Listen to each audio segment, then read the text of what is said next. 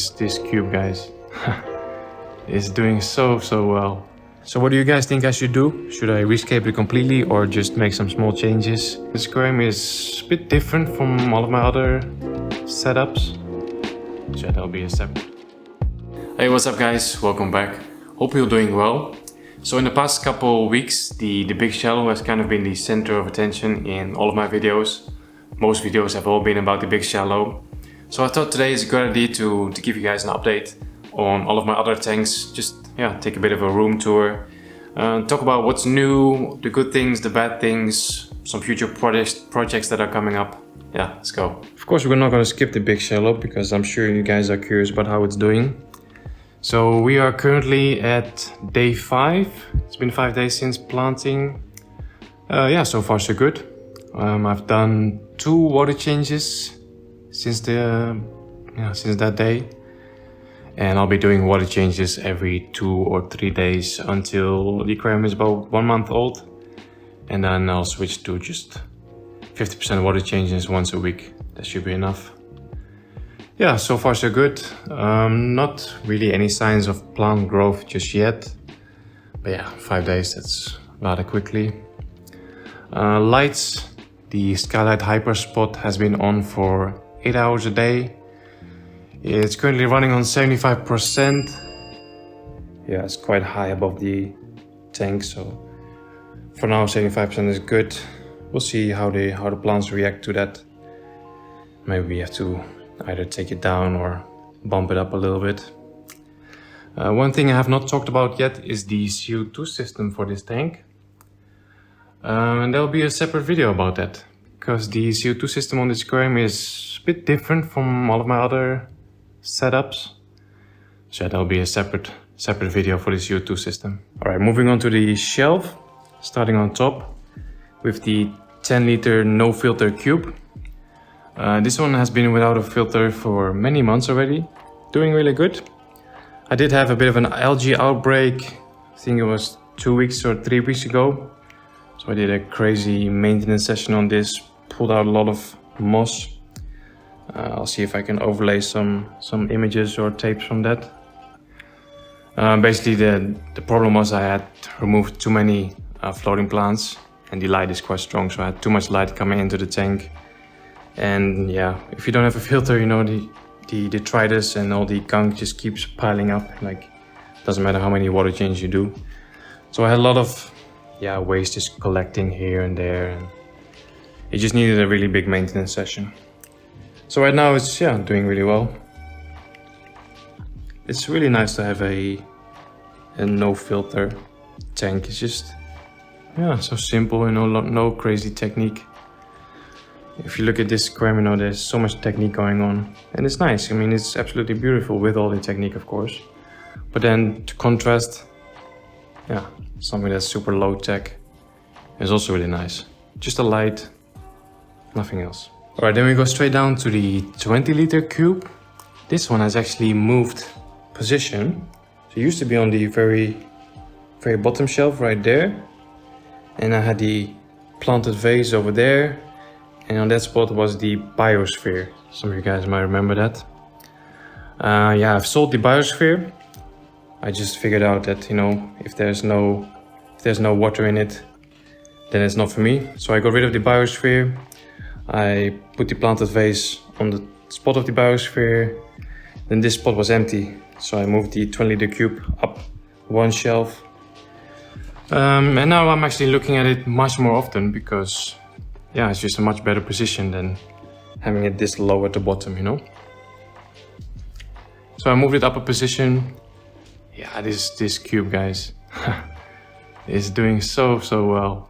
Next month, this entire scape will be 2 years old. I've scaped it in July 2019. Yeah, I think from all my nano tanks, this one is definitely my favorite. I just really love all the fistons, mossets inside here. It's just looking really good, looking really healthy. And then the red rotala to contrast all the green. And all the tiny bucephalandras that are in here to give the extra details. Yeah, it's just a super nice nano cube. So I cannot get myself to rescape this. I'll just keep it going for a very, very long time.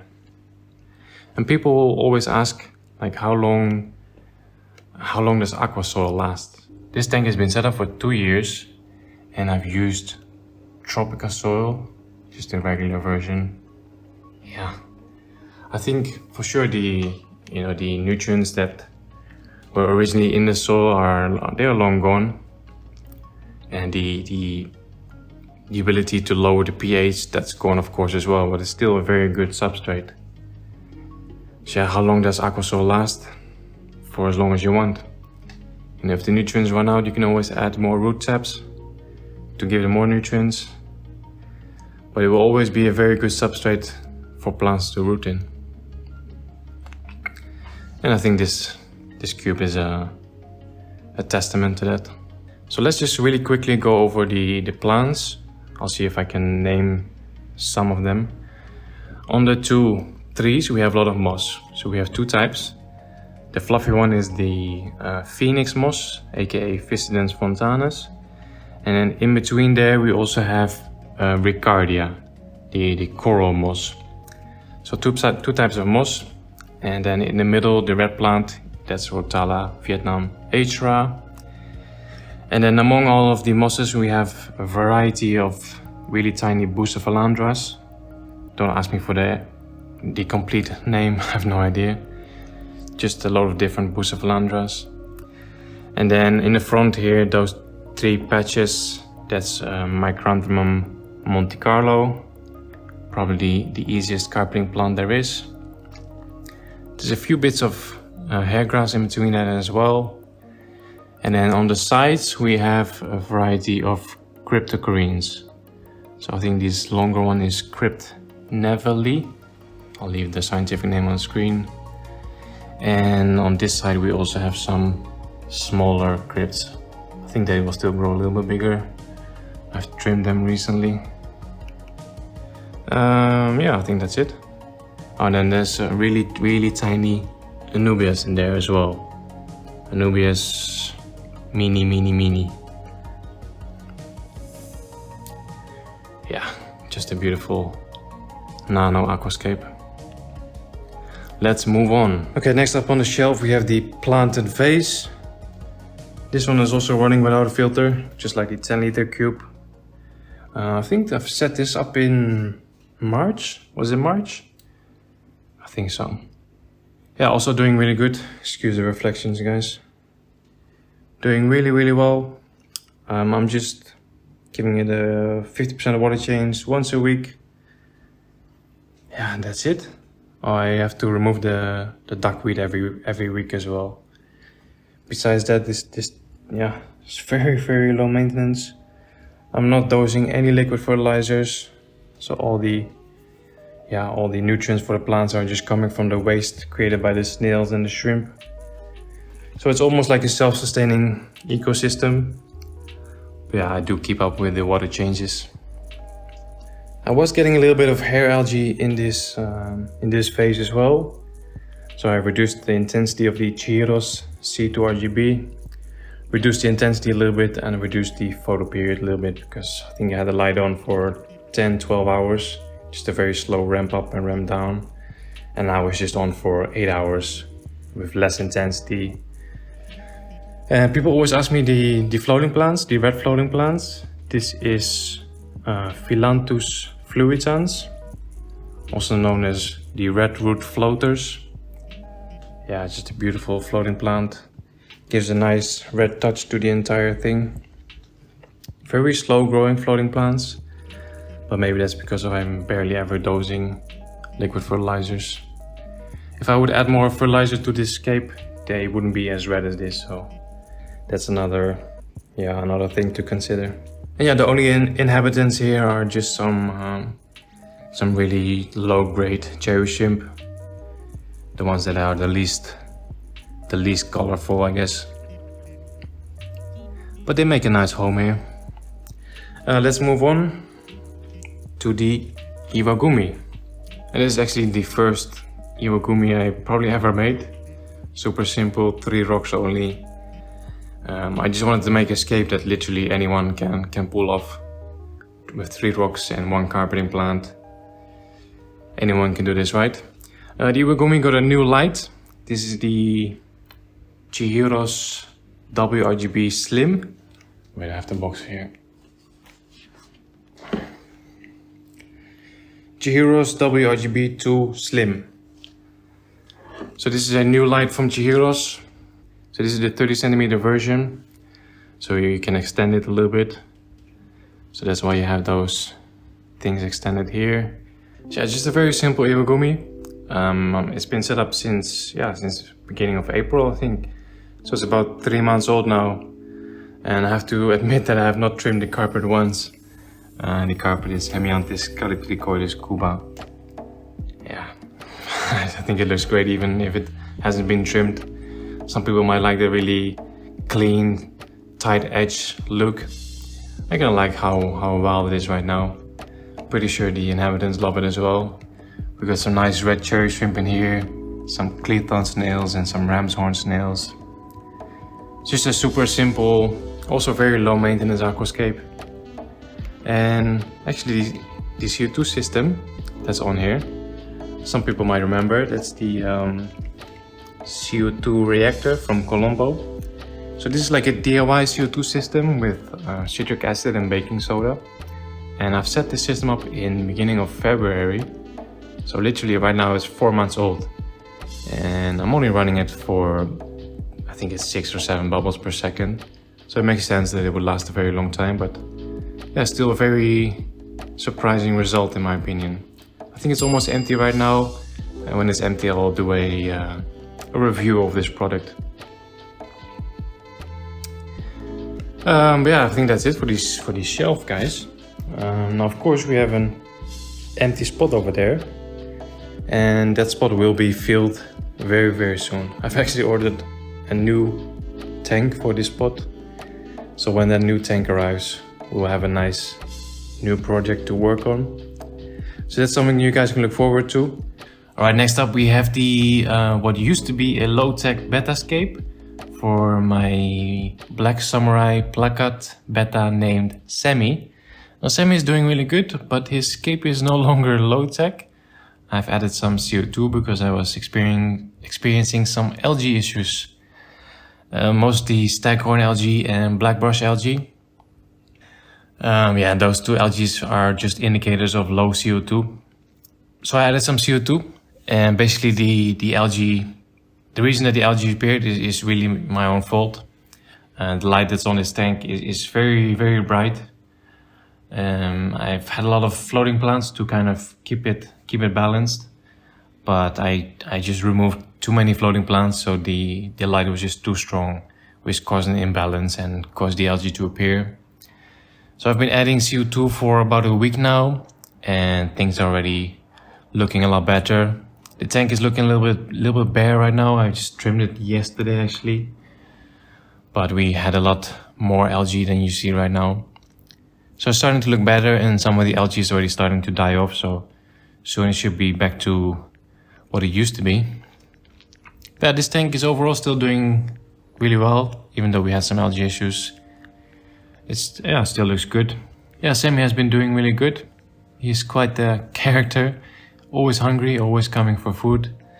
Whenever I'm coming close to the tank, he's always like, are you feeding me? Am I getting some food? Hello, I'm hungry. So yeah, it depends a little bit. If I can manage to get the algae under control, I will keep the tank going for a little bit longer. If the algae keeps coming back or something, then maybe I'll rescape it. I like how the scape looks right now, even though I just trimmed it. But I'm missing some color. It's all very green. So maybe in the near future I will rescape it. Who knows? Alright, and then we're ending this room tour with these last 2 tanks. On the left we have the 70-liter Scapers tank, and on the right we have what used to be the Dutch style scape, and has now kind of been bombarded to plant holding tank. Yeah, I wasn't really enjoying the Dutch style tank anymore, mainly because of some issues with plant growth that kind of have been there from the beginning. Longer viewers of the channel know that I had issues with the plant growth from the very beginning, and they never really managed to fix that. And personally, I think it has something to do with the soil. I think I just had a bad batch of soil that just keeps soaking up more and more nutrients. So it doesn't matter how much liquid fertilizer I put in here or how many root taps I put in the substrate, I just can't really get the plants to grow properly. Same with the 7-liter Scapers tank on the left. Also have some plant growth issues. We'll get to that in a minute. So I had a lot of hair grass left over from the big shallow, so I kind of dumped it in here and then it just became a plant holding tank. So there's some new scapes coming in the near future, some new projects, and I'll reuse these plants. So until then, I'll keep this tank going. When those new projects are up and running, I'll probably remove this tank. So that's it. The 7-liter Scapers tank also has some issues, especially the red plant here in the back, Ludwigia species Mini Super Red. It's not a difficult plant, it's an easy plant to grow, but somehow in this tank it's just not doing well. I've trimmed it, I think a month ago now, or already more than a month ago, and I've trimmed it, I've replanted all the tops to get more density, but it just completely stopped growing, and the tips were melting, and it just not doing well. Another issue is the carpet. We have a carpet with dwarf hairgrass and the Helantium Tenlan Red. Now the Helantium is doing quite well, but the hairgrass is not doing so well. It's also just taking very long to grow back, and yeah, there's some brown tips on the hairgrass. I have some cyanobacteria all along the entire substrate line, and another big issue is the moss. So every time I trim the moss rocks, the moss falls down, gets stuck in between the hairgrass, and then it starts growing from there. So it doesn't look very nice, you know, it doesn't look very clean. So I don't really like that. Another issue is the recent addition. Added some Blixa japonica, which is also not a very difficult plant. I've added them on both the left side and the right side, but it just struggles to grow. So that to me is just an indicator that there is something wrong with the substrate. Another issue, it's not really an issue, but the tall crypt in the back, this is Crypt Green Balancea. It's a beautiful plant, and this one is actually growing quite okay, but in my opinion it's too big for this scape. Now it's only a 7-liter tank, so technically it's still sort of a nano. I think this crypt is just, it's a bit too big. Yeah, what I'm thinking is I'm either gonna rescape this entire tank, take everything out completely and do a full rescape, or I will just make some changes to the carpet, just take out the Ludwigia, replant it with something else, take out the crypt and replace that for something else. So what do you guys think I should do? Should I rescape it completely or just make some small changes and try to get it back up to its former glory? Because this scape used to be so beautiful. I would really love this scape. I'll overlay some images from the past, but right now it's just, it's looking okay, but it's just not wow, and that's a bit of a bummer. Alright, that's the room tour complete. I hope you guys enjoyed it. Let me know in the comments which tank is actually your favorite. Always curious to know. I have some cool projects coming up, so make sure you subscribe to the channel. Also, don't forget to smash that like button. I want to thank you guys for watching, and I'll see you in the next one. Take care.